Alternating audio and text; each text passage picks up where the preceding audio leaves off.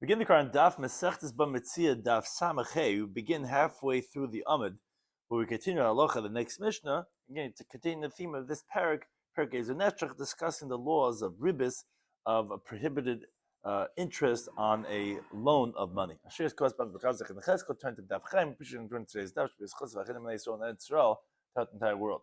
So we're discussing today's Daf are Agar Nater, which again is the theme of, as Rav Nachman had explained on the previous Daf, is the principle underlying the problem of ribis, which is agar is the schar of natur, of waiting. Basically, like if I wait for payment, which could come up in a financial transaction, well, that's really what ribis is. Ribis is my money is the delay for collecting it will be charged an interest, and therefore that's really what ribis is.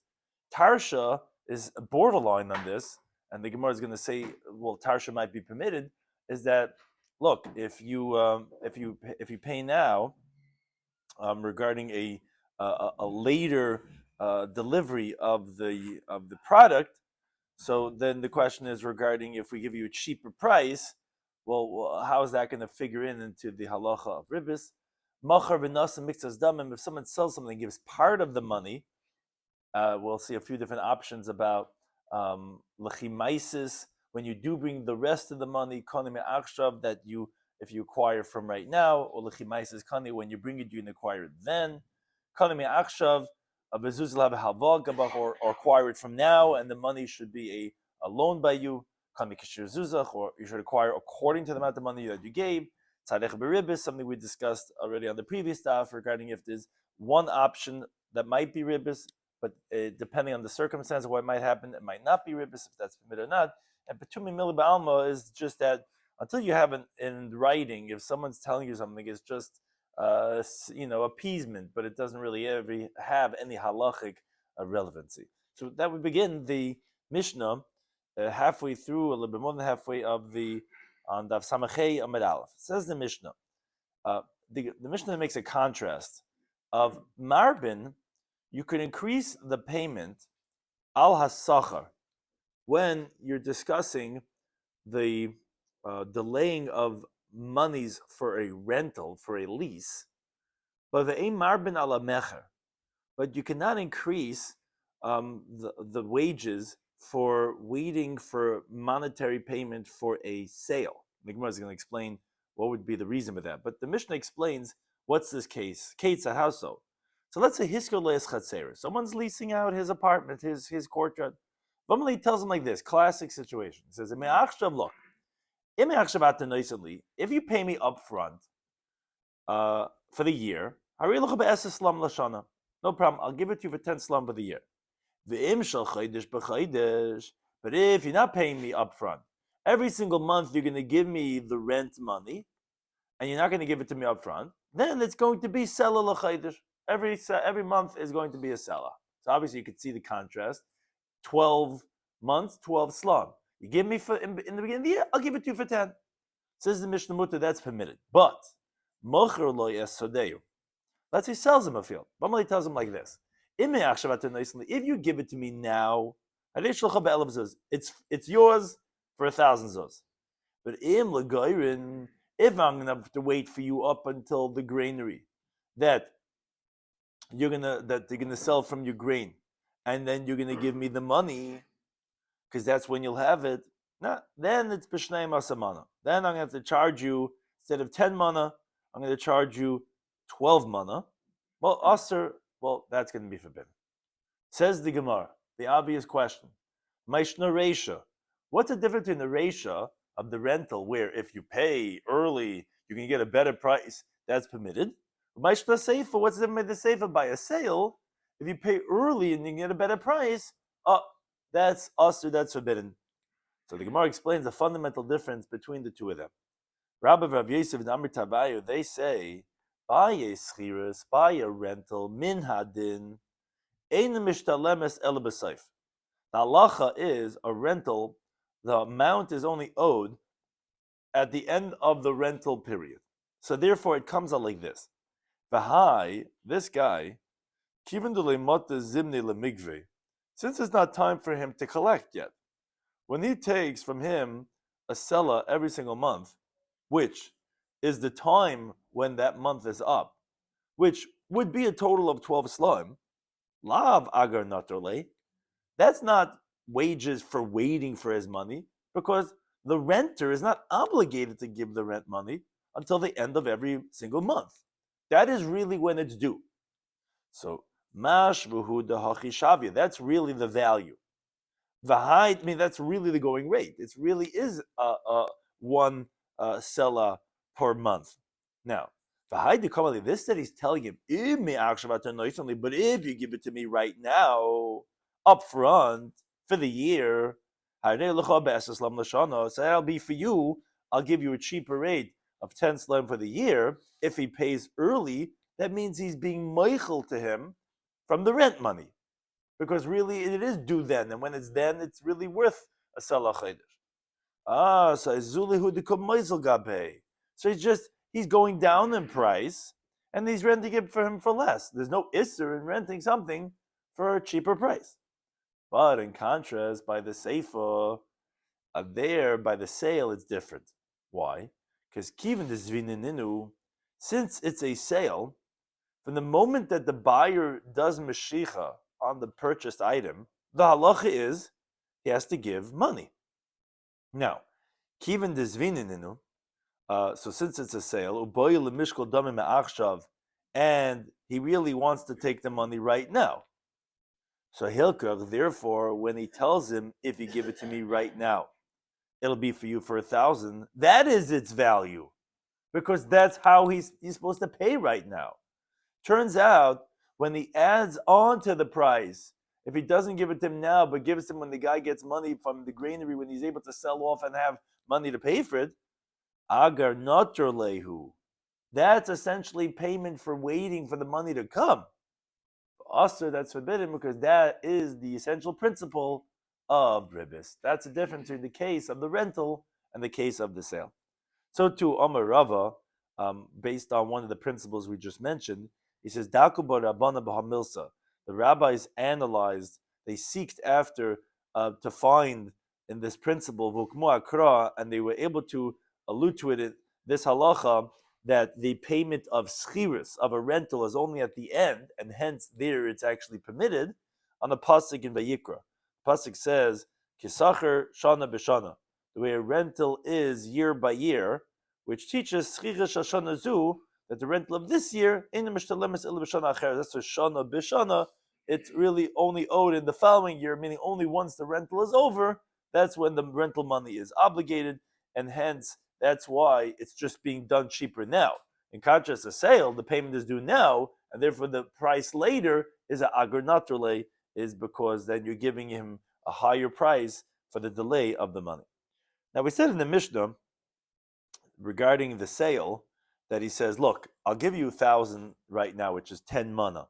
But v'mlagarin, if I gotta wait for you for the granary, a delayed payment, well then it's going to be more. It's going to be mishnayim basamana, which we said is agar nater. That's really the principle about ribis, because you're charging 2 extra mana for waiting for the. It's like a loan basically, and that's the interest that people charge for payments, which is ribis. And also, so that's going to be forbidden. Now, on this principle, it gets a little bit more complex. Amar Rav Nachman. So he says tarsha. What's tarsha? So Rashi explains it's selling merchandise when you're waiting for more than what its value is. Now, that sounds like the problem we're discussing here about agar nater. But as long as you don't specify that, if you give me now, I'm going to give it to you cheaper. No.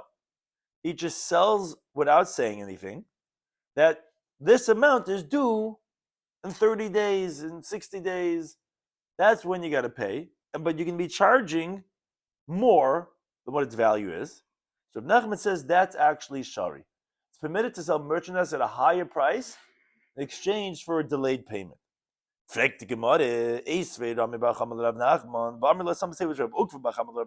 Mishnah, didn't we just say that really, if you give me now 10 mana, 1,000 zuz, fine, we're done.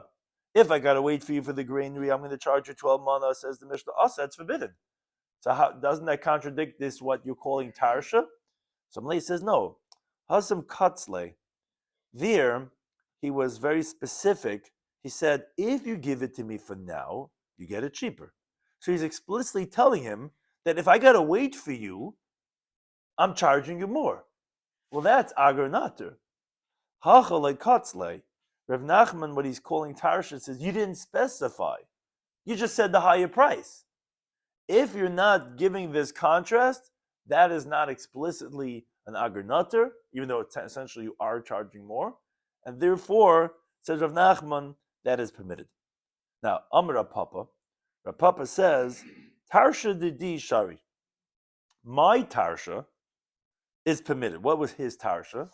So Rav Papa was a beer producer, a brewer, and a merchant, and he sold it to him, to his people, in the cheaper season in Tishrei. But he actually charged the price of the more expensive price of Nisan. Now, he would wait for the payment up until Nisan, but the price was, look, you guys could pay in Nisan, but I'm charging you the Nisan price right now. So our Papa says, although that's the borderline, this sounds a little bit like agar nater.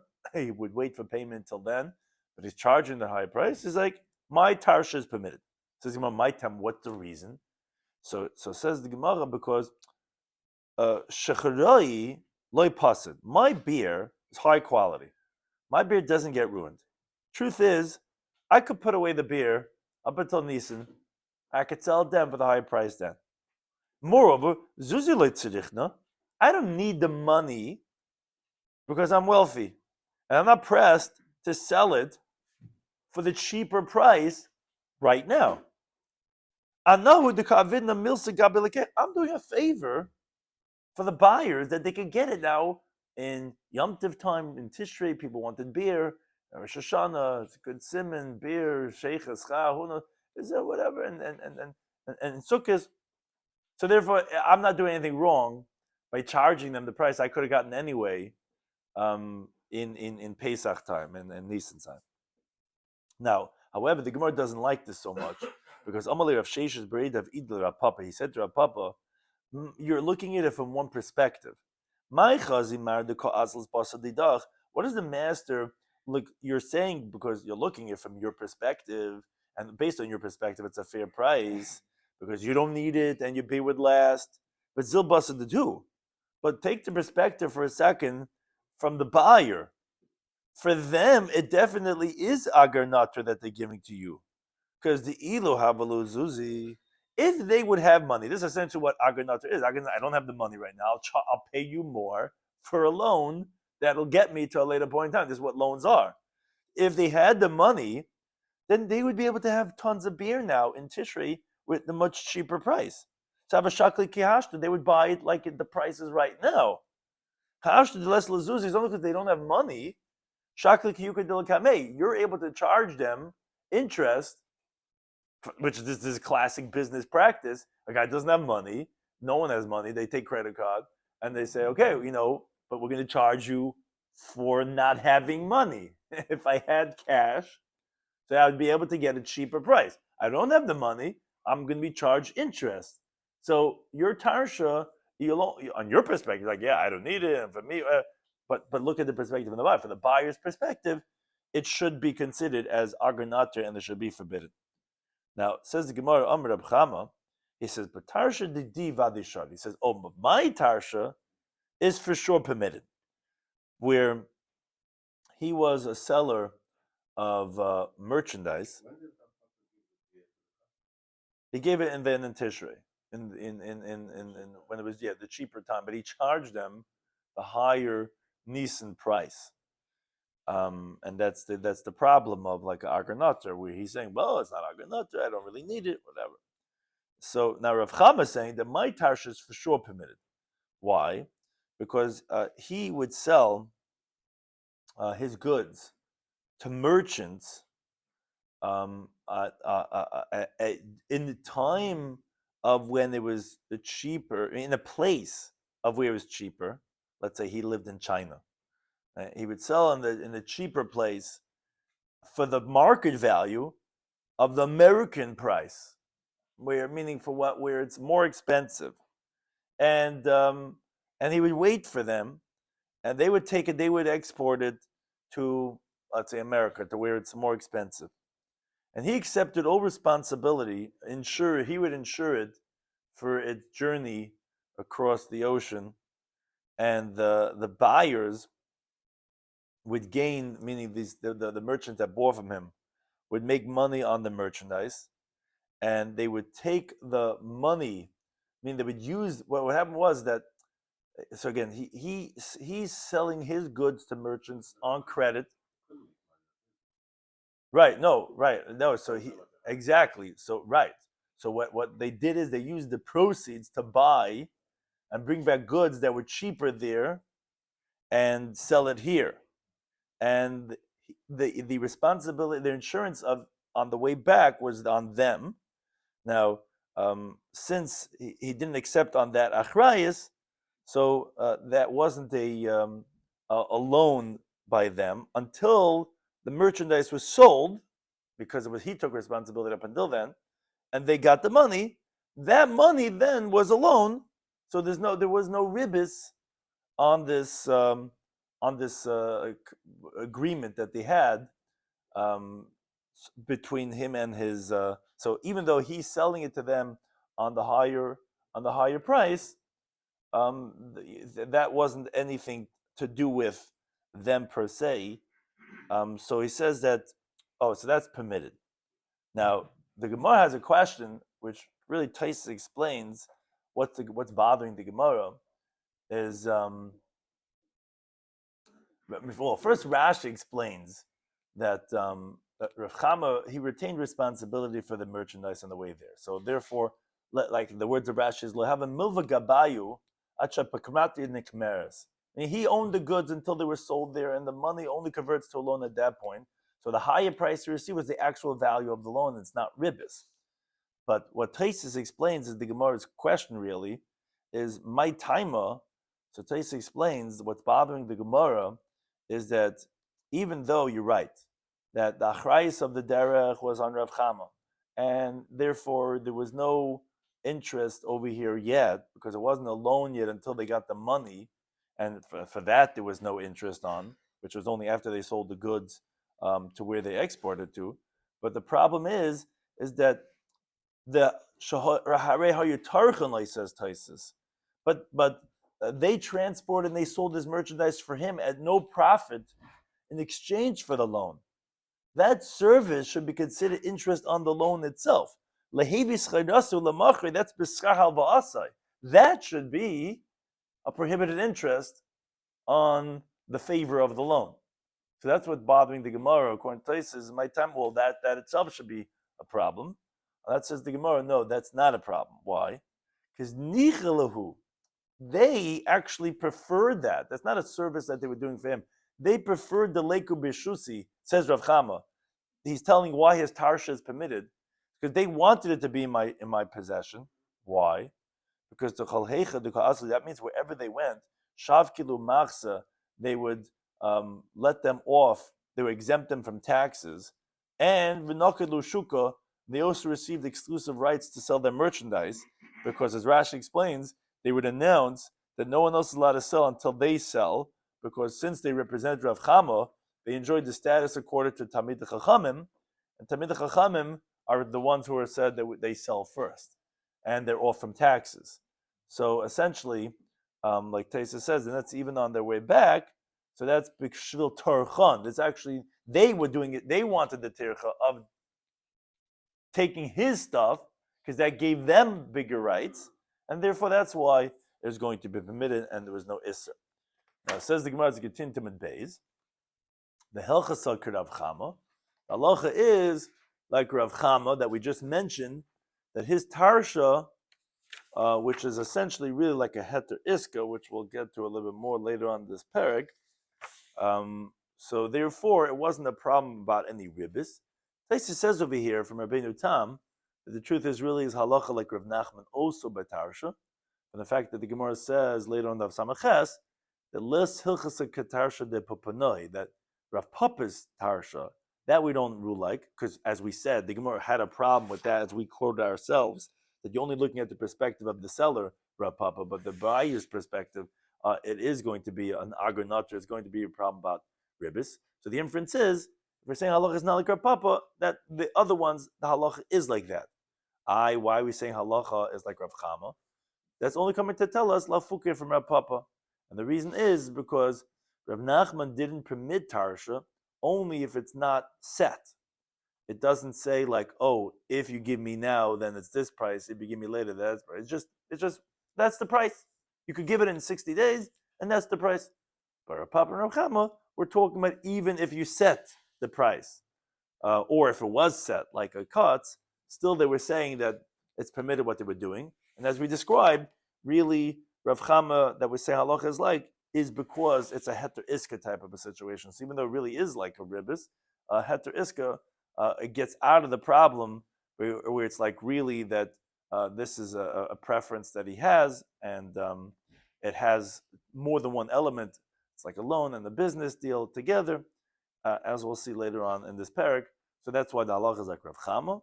And the halacha is like Rabbi Elazar. Halacha is like Rabbi Elazar that, as we mentioned on the previous daf, and Daf Samach Aleph, that ribbis ketzutza, when you have the biblical ribbis, which is you say straight up, hey, I'm lending you $100, you give me back $150, that is extracted by judges. And the Amar that we quote him on Daf Samach Gimel, he says mali hen and mali demehen.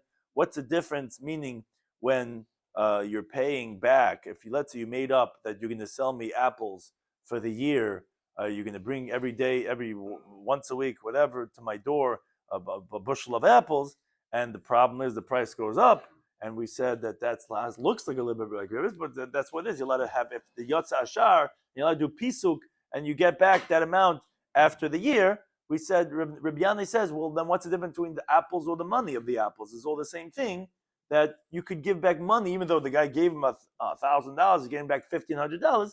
It's all good. It's all the same thing, and therefore that's why it's going to be permitted. So the Gemara was just saying a few different hilchases in the conclusion of this Mishnah. That we continue with the halacha, the next Mishnah. Again, continue on this theme about ribbis. Mocha lo yasasada. If a guy sells someone a field, the nasan lo miktsas damim. And again, these you could use your imagination, obviously, if time allowed it. There's so many different cases that happen often in regular transactions. So a guy selling an item, selling a field, and the guy gives a down payment. He gives some of the money, the buyer. Okay. V'amar loi, and the seller tells him, look, whenever you want, bring the rest of the money, and then you could take, you pay the balance, then you could take the field. Aser, it's forbidden to do this. Why is this forbidden? So Rashi explains, it's specifically where he tells him that when you bring the remaining balance, the rest of the money, you'll acquire it from now. The transaction will be from now. Therefore, that's forbidden to do. Why is that forbidden? Because who's eating the payers in the interim period? Let's say it takes him a few weeks, a few months, whatever it is, to bring the rest of the money. Who is eating the payers up until now? If the seller eats the payers in the interim, turns out when the buyer brings the rest of the monies, comes out that really the field was his from the day of the sale. Comes out that the seller who was eating the payers was the interest for waiting for the money for him to pay, and he was eating those payers. That's payment. Again, these are technicalities, but technically it turns out that was a ribbis because he was waiting for him to bring the money. Okay, for the wait, I'm eating payers. Now, and if the buyer eats the payers from right now, maybe he's not going to bring the rest of the money. What's going to happen then? So then the seller's going to give him back whatever partial money he had paid up until then. Comes out the field was never his. Because what did he tell him? He says, when you bring the rest of the money, then it's yours from now. And he never brought it.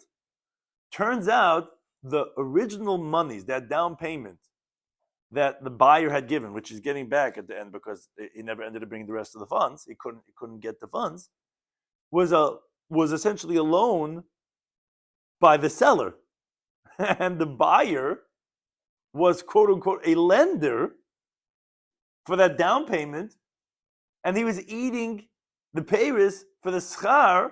That was his interest on the loan that he gave to the seller. So if, let's say, the field was being sold for $1,000, the guy came up with $300 down payment. You run into a problem, with a possibility either way, at least for the meicher eating the payers or the lekech eating payers, depending if it goes through or if it doesn't go through. You could 50% chance either way run into a problem that the meicher or lekech who's eating the payers might be committing ribis either way. Only if the field Yeah. is my friend. No, yeah, that's the case. The case is where the guy says, when you bring the funds, it'll be yours from now.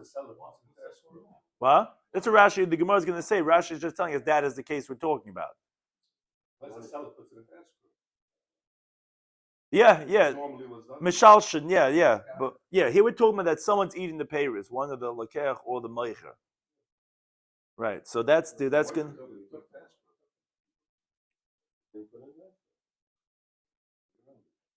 What I'm saying, if you put the money into escrow, I say if he doesn't have the use of the money, he's saying taking the money. Right. Okay. Right. Yeah. If they know. Yeah. Exactly. Right. If he's not, you're right. He didn't get the money. Right. So, but I'll compare them in the more primitive way, where the guy gave the down payment. So then either way, you could be running into a problem. So that's going to be forbidden. Now, says the Mishnah. That's part of the purchase agreement. So why can't he benefit? Right. So one of the things we see from these sugis is that even though it's these are all seemingly technicalities. Like really, I'm lending him the $300 on my down payment. But if it turns out to be, it ends up being, and if it ends up being, it was. That's what it sounds like. You have to again, if you have to dig probably much deeper than where we're going to see how to understand these principles. But that's what seemingly it is. That if it is, it is. So therefore it's going to be forbidden because you might end up being ribis. Now, yeah. So we'll see that in the Gemara, right. So the Gemara is going to discuss this idea of mishalshin, Right. Either way, then you're avoiding that problem, right? So let's say he'll veil al sedeu. Okay, let's say it's a classic loan. The guy's lending him $10,000, and the security, it's collateral on the field. Now, but more than that, the lender tells him, he says, look, a lot of people, a lot of lenders do this. They see someone with a good piece of property, either they want their property or they're willing to and he says, look, if you don't give me the loan money in 3 years' time, this field is mine.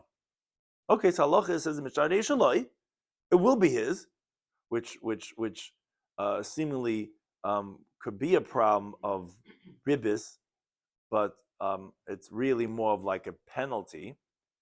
And the Gemara is going to explain this case, and that's permitted. Baisa ben Zayin would do this with the hechsher, the rabbinic permission sanctioning this practice. Okay, now going to the opening case of our Mishnah, where we said that if the guy sells him the field and he gives some of the money, and he says, look, whenever you want to bring the rest of the money, it's yours, that's forbidden. So the Gemara asked, regarding this case of the sale, and he got some of the money, mi oichel peiros. Who's eating? Like you're telling me it's usher. Well, we had Rashi explaining, but the Gemara is asking like straight up. Well, who is eating the peiros in the interim period that you're saying it's usher? So we actually have two different interpretations. Rafuna Amar, he says moich oichel peiros. The seller is eating the peiros. So the Gemara is going to shortly explain that actually they're not disagreeing. Ravonan Amar says no, mishalshnas peiros. Says you actually deposit it in escrow, or however you will call it, in a third party, that if the sale goes through, then the field will be given to the buyer. If not, so then the seller will give back what he received, and he'll take the payers. Says the Gemara, v'loi pligi. They're not disagreeing. What does that mean? Ha, when did we say that the seller is eating? When Rav Huna said the case is moicha echel peres, is the Amar where he said l'chimaisis kani, that when you bring the money, then you'll acquire it. The seller is eating the peres because the field is not acquired to the buyer only from here on. Up until now, it was the seller's. So the seller was eating from it. This that we're saying that you give it to a third party is the Amma where he says that when you bring it, you acquire it from right now. So that's but a condition. If it fulfills the condition, the field's going to be acquired to him from today. If it fulfills this condition, turns out that the moicher is eating the payers of the lekeich up until now, which we said is problematic, because that would be like a payment for waiting for his money. So essentially, meaning our Mishnah that said it's aser, so Rashi explained, why is it aser? Because since he said mi'achshav, so that is the problem. We could run into a problem either moicher or lekeich. But when Rav Huna and Rav Anan are explaining what you do, is they were saying, well, what is the way out of this? One option is, if you didn't say me'achshav, well, then of course, the moicher will be eating the payers, because you didn't say it's me'achshav. So when the sale is done, then it's the lekeich. So up until that point, it's the seller, so that's not a problem at all. But Rav Anan, who said the only way that is mishalshin is like you're calling escrow, is when you said me'achshav. The me'achshav, as we quoted from Rashi before, that's problematic, because then you could run into a problem either way if Meicher Lekeich is eating it, depending if the sale goes through or not, which could be a problem for either or, and therefore then your only option is to put into escrow, because like we said, because if the Meicher eats from it and turns out that it was really the Lekeichs, or if the Lekeich eats from it, it turns out really the Meichers, they're both going to they could either one be violating agar nater, so therefore then the only option is to what's called mishalshin, to give it to a third party. Now the Gemara goes on this a little bit further and says the Tani Rav Safra.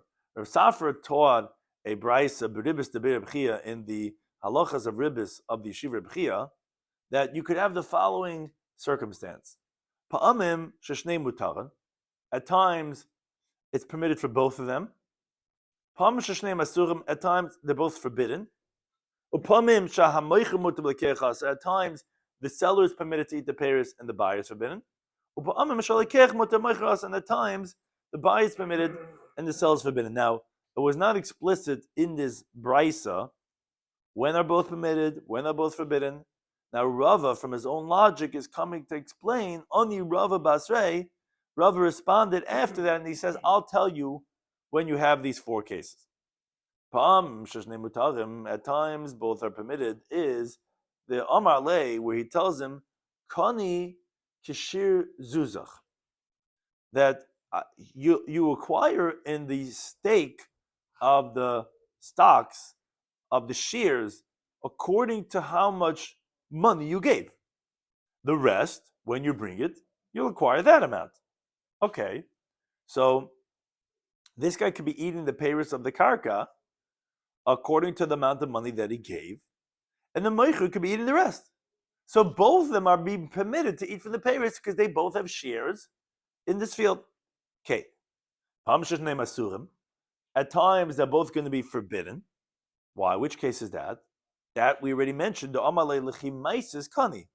That's when he says, when you bring the money, you'll acquire the whole thing. Me'achshav, from now, as we explained before, they're both going to be aser, because you could run into the problem of either one, because depending if the sale will go through or not, either one might be committing, either from the down payment as a loan to the seller, or the other way around, if it goes through and then the seller was eating from the waiting for the money from the buyer, either one, you might be committing a river. So they're both forbidden in that case. At times, the seller is permitted and the buyer is forbidden. What case would that be? The Malay, where he said to him, when you bring the money, then you acquire it, and therefore, it's up until that he brings it. It was the field of the seller, because it wasn't not me'achshav over there. So it's the seller. So he's allowed to be eating the pears. There's nothing to do with anything. So therefore, the moicher is mutter l'keich is forbidden. But again, the l'keich would be forbidden because then because or else for the down payment he gave, he's eating pears of the moicher because it wasn't his. If the l'keich would be eating the pears, that's what I'm saying. But that's a loan because he didn't buy it yet. It's only bought when he gives the rest of the money. So if the l'keich would be eating the pears, he would be getting interest for the loan that he gave to the seller. The down payment is like a loan because it wasn't bought yet. So if the l'keich would be eating the pears, it's really the moicher's. And if the l'keich is eating it, that's interest on his loan to the seller. So therefore, that's forbidden. No, the moicher it's the moicher's field. Right, and that's a loan. He has the money and he's eating the You're asking in the case of the moicher ekel pears or the l'keich? Yeah, the moicher we said is allowed to eat the pears because it's his pears. Right, but what does that have to do with his own pears? It's his field. It's not sold. There's no ma'achshav in that case. It wasn't sold yet. It's only sold when you give all the money. But meanwhile, he's using the money. What's wrong? He's not getting anything for it. It's alva. So what's wrong? He's using the money, not giving him anything. Yeah, well, it's alva. That's what alva is. That's how low that is. Buyers give him a regular loan. Right. But if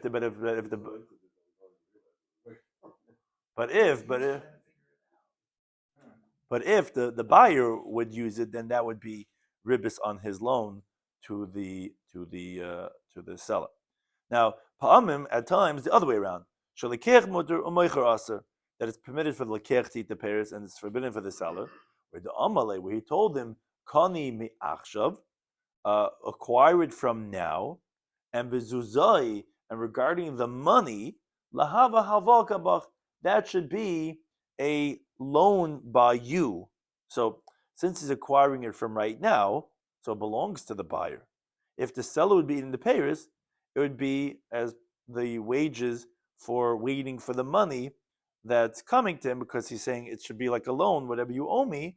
Well, okay, that would be then the prohibition the other way, and therefore then only the l'keich is permitted because it's already his from now, and the moicher would be forbidden. Says the Gemara, Man Tana Shnei Masurim.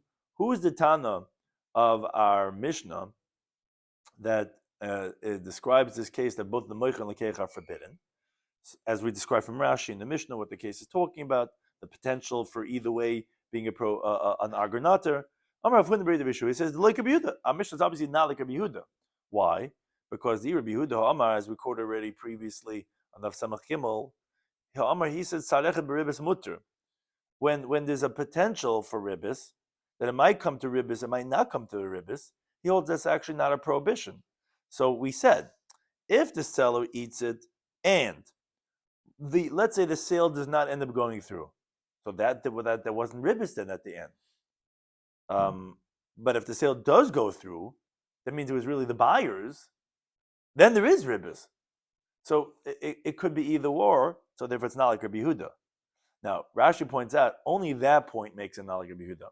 But the sefer that said the case of moicher mutter and lekeich aser, or lekeich mutter and moicher aser, even Rabbi Yehuda would agree. There for sure it's ribis, because when he tells him when you bring the money you'll acquire it, that means he has no rights in it right now at all. And therefore, even if the sale goes through, comes out that the payers from right now would be total ribis for the lekeach, for the partial money that he gave, because it wasn't his at all. And where he tells him acquire from right now, and the money is a loan by you, so then it is acquired to the lekeach right now. If the moich would eat the payers, that would definitely be ribis. So those cases are like Rabbi, but the case of like our Mishnah, with the case of the Brisa and Shnei Masurim, would obviously not be like Rabbi Yehuda, because that's only tzad echad beribis.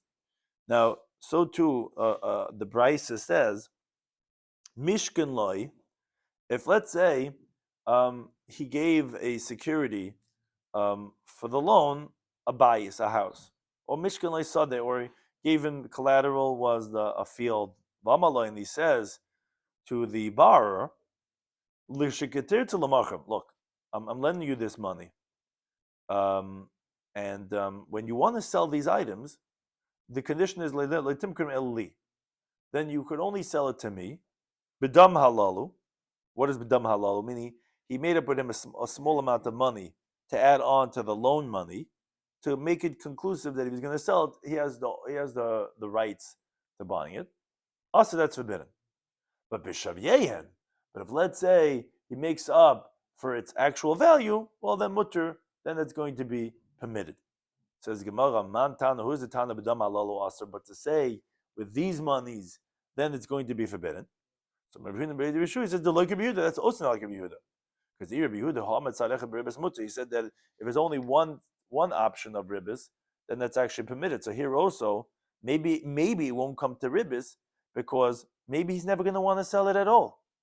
And according to Yehuda, if he does want to sell it, it's permitted for this guy to get it for the money that he made up, where from the beginning of the condition, there was only tzad echad beribis, meaning it could turn into like, because I'm lending you money, so I'm getting some profit over here for a cheaper price where you're going to be selling it to me. That is ribis. But that's only tzad echad beribis, because he might never sell the house. It might never turn into a ribis situation. Rabbi Yehuda holds, if it's not definitive, it's not prohibited, and therefore that brisa must be not like Rabbi Yehuda. So to continues the brisa, machar loy bayis. Let's say he sells him a house, and he pays him up front, gives him cash for the whole house. Machar loy sadi, sells him a field. But then the seller tells him, look, that on condition I'm going to sell it to you, that when I'll get money, you'll give it back to me, and you'll take your money back. Says the bride. So that's forbidden. Because turns out, and again, these are technicalities, but that it wasn't a sale. Turns out, when this guy was using this guy's farm in Jackson, he was eating the peiros. Essentially, since it was a loan, because the money is being returned, it was taking profits for the loan, because he had paid him for the field, but it was really a loan, and it could be, yeah, that's what the Gemara is going to say, right? But says the brisa, but the flip side is if the buyer is telling this on his own, not the seller. Really, it's the seller who would say such a thing. But the buyer says, "Don't worry, when you'll have money, I'll give it back to you." Then mutter. The Gemara is going to explain why would that be permitted. It's the same thing. It's just someone else is speaking, but that'll be permitted. First, the Gemara explains, as was just pointed out, man tana. When we're saying that this is aser, who's a tana? So Rabbi Shloimy says, "Like Rabbi Yehuda." Rabbi Yehuda says, "Well, the sale might never be undone. It might remain a sale. So the fact that it might turn into ribis, because if the sale is undone, turns out that it was really a loan, and you were taking peiros on that loan, well, that would be ribis. But it might not. So according to Yehuda, that would be permitted. But then the Gemara says, "Ma'ishna reish ma'ishna seifa." What's the difference between the two cases? It's the same case. Just so Rabbi says, no, seifa d'amali medaite. The difference in the seifa is that the buyer on his own goodwill said, "I will return it to you," but not that you'll take me to court. So that's why it's permitted. Because even if he goes and he gets back his money, up until now it was his. He's just reselling it to him, and that's not problematic. But the reisha, where he has to give it back, the way Rashi says is, "Make karlav mecharu." Then it wasn't a sale, which is interesting, but that's how the Gemara is explaining. He's offering so that you're selling it back, and that's okay. But if the seller is demanding that if I get, you're going to have to give it back to me, then Rashi saying that's not a mecher, and therefore that's going to turn out to be a loan, and therefore that's going to be a problem of aganat. What? Right, exactly, and that's actually what the Gemara is going to talk about, this of control. The Gemara brings a story. Who gave it? There was a certain person. He sold this field to his friend without taking any responsibility. He's not ensuring the sale. Meaning, he told him, if my creditors come in and collect, I'm not giving you back a penny. Now, Rashi points out it's where he explicitly said that I will not. It's not that he didn't insure me. He wrote, I am not taking, sign, I will not take in, because if he didn't say either way, the Gemara already told us in Tezvav Mabeis, like Rava, that says, Achrayis Tari Sefer. If the fact that Achrayis wasn't written, that doesn't mean that you wouldn't take Achrayis. There is Achrayis. It's a scribal error that it wasn't put in. It only needs to be explicitly right. I am not taking Achrayis, is what the case told me. Now, he saw that his friend was depressed, that he's buying it, and he's like scared and he's nervous because who knows what type of creditors there could be liens on these properties. The guy's saying, I'm not taking any responsibility, and you have to sign on that. Somebody said to him, why are you so sad? Don't worry, if they end up taking from you, I'm going to collect for you the best of my properties, my assets, I'll pay you back. And even shivcha, if you had made it better, the property, I'll compensate you for that. Upeiri, if they're going to snatch it with the payris, I'm going to compensate you for that. So Mamema says, the continuum of Samach Vav, Amud Aleph, Petume mili ba'almahu. This is, these are not words of consolation. These are just words of like trying to console him, to appease him, to fatten up his heart. It's mili be'alma, has no halachic standing. He's just like you say, verte, and it has no value. Yeah, if it's written in the deal, exactly. If it's written in the deal, then they're fine. But to the contrary, he wrote in the contract, I'm taking no responsibility. He says, nah, don't worry, that has no halachic standing. What Taisus qualifies this, when would we say that? Like Taisus says, it's over here. We realize that it's at the end of the thing, and he's like not necessarily would we always say that, but here it's evident that he's just trying to just get him over the top. But Omali Rav Ashla Meimar, he says, Tamamai, says, what's the reason? Kivin delikech boilas nuye, that since really it's the buyer that should be stipulating, and it's the seller who's stipulating. So he's saying, so he's saying, yeah, he's just appeasing him because really it's the buyer who should be stipulating, saying, yeah, that I want to have this guarantees. So my problem is, what do we do with we just quoted before? We said, we said that if, let's say, the buyer tells the seller, oh, when you'll have money, I'll give it back to you, don't worry. So we said, mutter, it's permitted. So wait a second. The really it's the seller who should have stipulated. And but so and so the seller is not stipulating, and the buyer is stipulating. So therefore we said that it's not a problem about agar nater. But then we said what's in the ration the seifa? Why is the ration us in the seifa's mutter? Rabbi said, we said because the buyer is saying it on his own. So so the reason is why? Because he said on his own. But let's say we didn't say it on his own, so then it would be forbidden. So obviously that he would have to fulfill the condition. So therefore, like we said, it wouldn't be a sale, and there would be a problem like ribbis. And lo yamrini, we don't say betum mila ba'almahu. We don't say it's just appeasing him, even though meaning since the seller didn't make the stipulation. But why? Why don't we say the same thing, that like it's the seller that should be making such a stipulation? When the other one is doing it, well, then he must be just telling words to calm him down. How come we didn't say that? So Amalei said to him, no, this answer of Rav, when we said the difference between the Reish and the Seifa, that's exactly what he meant to say. Nasa command the Amalei midaita idma. What he meant to say was it's as if he said on his own. Meaning, when Rava had said before the difference between the Reish and the Seifa and the Brisa on the previous Amid, Rava said the Seifa, since the seller should have been the one stipulating, and he didn't, and the buyer on his own says, nah, don't worry.